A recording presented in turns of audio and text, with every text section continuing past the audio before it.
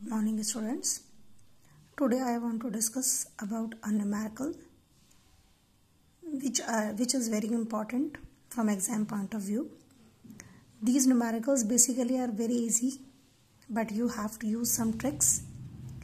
The question is, a compound formed by elements A and B has a cubic structure in which A atoms are at the corners of the cube and B atoms are at the faces centers.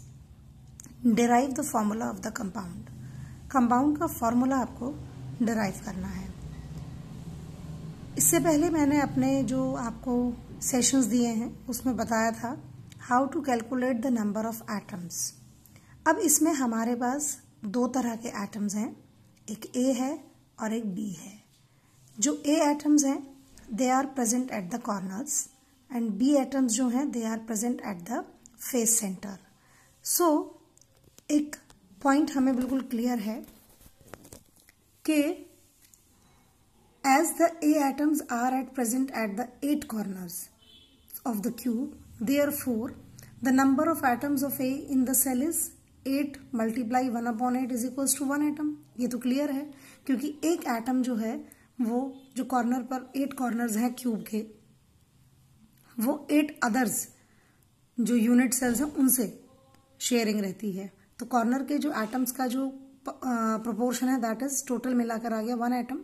Now जो B atom है they are present at the face centres, hence number of atoms B is, faces कितनी होती हैं 6. एक atom का जो contribution है वो एक यूनिट सेल के लिए वो है हाफ, तो टोटल नंबर ऑफ एटम्स आ गए 3 एटम्स. तो उसके बाद फिर हम क्या करते हैं, रेशो फाइंड आउट करते हैं. रेशो ए अपॉन बी 1/3 क्योंकि इसका 1 एटम है और इसका 3 एटम्स हैं.